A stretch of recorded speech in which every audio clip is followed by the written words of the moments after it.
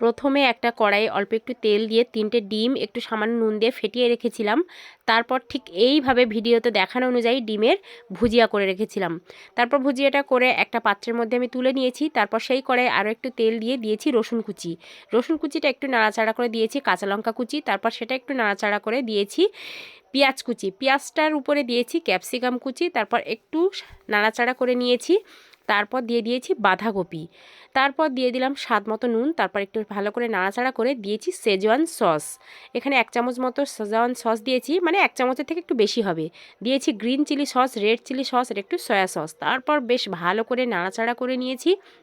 সবজিটা যখন একটু নরম হয়ে যাবে আগে থেকে সিদ্ধ করে রাখা চাউমিন দিয়েছি। আর লং রেসিপি অলরেডি আপলোড করে দিয়েছি, তোমরা চাইলে দেখে নিতে পারো। আমি ডেসক্রিপশন বক্সে অথবা কমেন্ট বক্সে লিঙ্কটা দিয়ে রাখবো। তারপর সমস্ত চাউমিনটা সমস্ত সবজি আর সসের সঙ্গে ভালো করে আমি মিশিয়ে নিয়েছি। তারপর আগে থেকে একটু কাঁচা বাঁধাকপি আর কাঁচা পেঁয়াজ আমি রেখেছিলাম, সেটাই উপর থেকে দিয়ে একটু গোলমরিচ ছড়িয়ে জাস্ট কয়েক সেকেন্ড নাড়িয়ে চাড়িয়ে নামিয়ে নিয়েছি। রেডি হয়ে গেছে চাউমিন।